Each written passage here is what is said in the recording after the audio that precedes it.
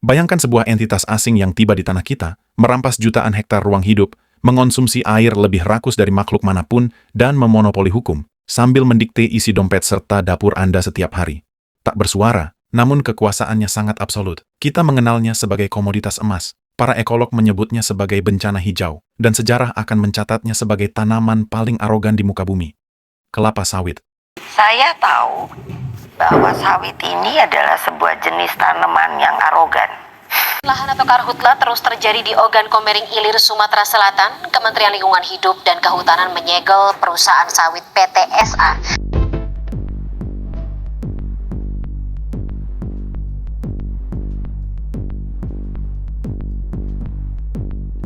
Saat ini, minyak sawit ada di mana-mana. Dari sabun mandi yang Anda gunakan, mie instan yang Anda santap semalam, lipstik yang menghiasi wajah Anda, hingga bahan bakar yang menggerakkan kendaraan Anda.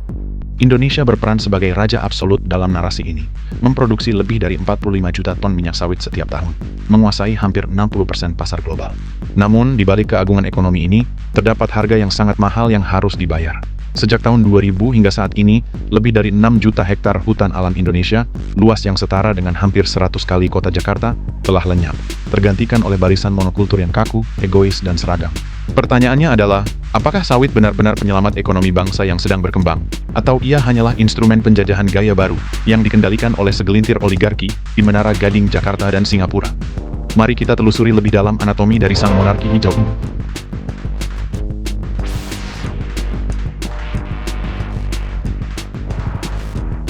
Tanaman ini bukan penduduk asli Nusantara, ia adalah imigran dari Afrika Barat.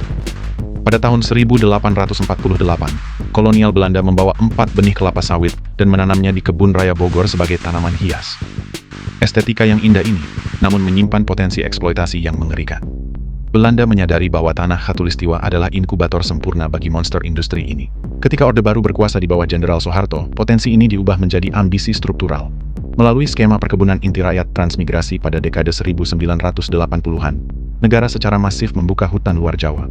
Jutaan manusia dipindahkan dan jutaan hektar hutan digorok. Motifnya di atas kertas sangat mulia: pengentasan kemiskinan dan pemerataan ekonomi. Berdasarkan studi sosiologis dan ekonomi makro, pada fase awal ekspansi sawit memang menjadi motor penggerak PDB nasional dan penyumbang devisa non-migas terbesar, negara terlena.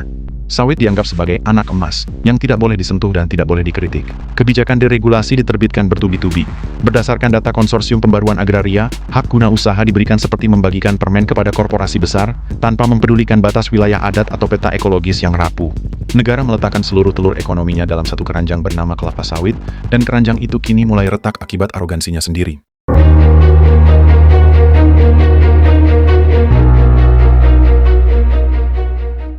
Mengapa kita menyebutnya tanaman yang arogan? Karena sawit secara biologis adalah tanaman antisosial.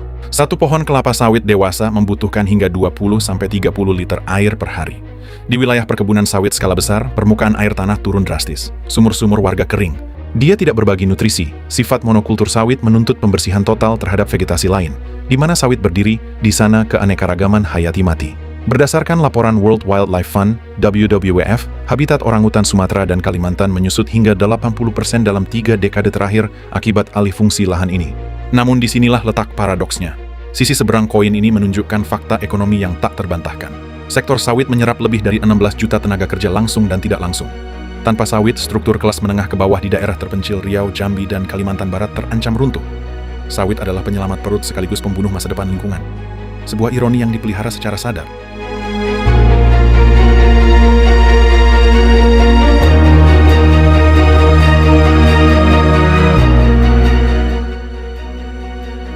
Mari kita bongkar siapa yang diuntungkan dari arogansi ini. Ini bukan rahasia lagi, ini adalah kartel terbuka. Kekayaan minyak sawit Indonesia dikuasai oleh segelintir konglomerat yang masuk dalam daftar orang terkaya di Indonesia versi Forbes. Sebut saja grup-grup raksasa yang menguasai jutaan hektar lahan dari ujung Sumatera hingga Papua. Investigasi dari Greenpeace dan Tuka Indonesia secara konsisten menemukan pola yang sama. Struktur kepemilikan saham yang rumit, perusahaan cangkang di negara tax haven hingga fenomena revolving door, di mana mantan pejabat tinggi militer, menteri, atau kepala daerah duduk sebagai komisaris di perusahaan-perusahaan sawit ini. Hubungan simbiosis mutualisme antara penguasa dan pengusaha inilah yang melahirkan imunitas hukum. Berapa banyak kasus kebakaran hutan dan lahan yang melibatkan korporasi sawit menguap begitu saja di pengadilan? Data dari Walhi menunjukkan bahwa dari ratusan korporasi yang terindikasi membakar lahan, hanya segelintir yang mendapatkan sanksi administratif ringan, hampir tidak ada yang pemilik utamanya masuk penjara. Ironis? Sangat. Para oligarki ini menikmati dividen miliaran dolar di kenyamanan ruangan ber-AC di Singapura atau Jakarta, sementara masyarakat adat dan buruh lokal di lapangan hanya menjadi penonton di atas tanah leluhur mereka sendiri. Mereka dibayar dengan upah harian murah, tanpa jaminan kesehatan memadai, sembari menghirup asap racun dari lahan yang dibakar demi efisiensi biaya korporasi.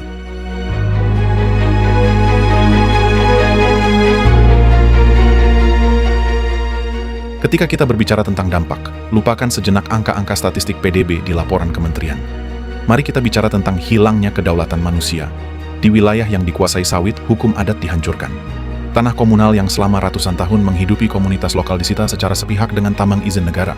Masyarakat yang dulunya adalah petani mandiri yang berdaulat atas pangannya, dipaksa turun kasta menjadi buruh tani di tanah mereka sendiri. Ini adalah bentuk ekoside sekaligus etnoside terselubung, pembunuhan ruang hidup dan budaya lokal. Jika Anda berani bersuara, mesin negara siap menerkam Anda. Terminologi kriminalisasi petani bukan fiksi ilmiah. Berdasarkan data dari Consortium for Agrarian Reform, konflik agraria di sektor perkebunan selalu menduduki peringkat tertinggi. Ketika masyarakat adat memasang patok di tanah leluhur mereka, mereka dituduh melakukan pendudukan lahan tanpa izin atau sabotase objek vital nasional. Monarki hijau ini dilindungi oleh senjata. Aparat keamanan yang dibayar oleh pajak rakyat justru seringkali berdiri di depan gerbang korporasi, mengarahkan moncong senjata kepada rakyatnya sendiri demi mengamankan pohon-pohon kelapa sawit milik sang konglomerat. Siapapun yang kritis dicap sebagai anti pembangunan atau antek asing yang ingin menjatuhkan komoditas strategis nasional. Sebuah gaslighting politik yang sangat rapi.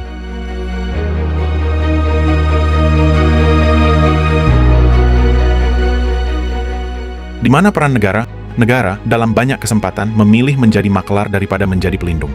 Kebijakan moratorium izin sawit baru yang sempat diterbitkan, alih-alih memperkuat penegakan hukum, justru seringkali diwarnai dengan pasal-pasal pengecualian yang multitafsir.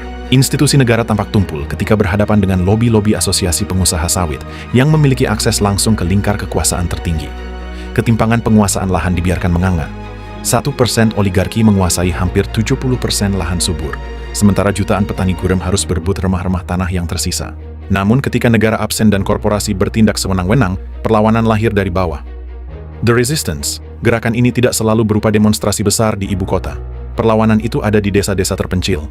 Masyarakat adat mulai mendokumentasikan wilayah mereka menggunakan teknologi drone secara mandiri untuk melawan peta sepihak korporasi.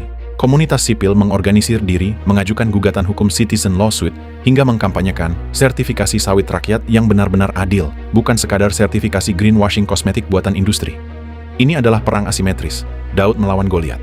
Antara rakyat bersenjatakan hukum adat dan moral, melawan korporasi bersenjatakan modal triliunan rupiah dan restu penguasa. Kelapa sawit tidak pernah salah.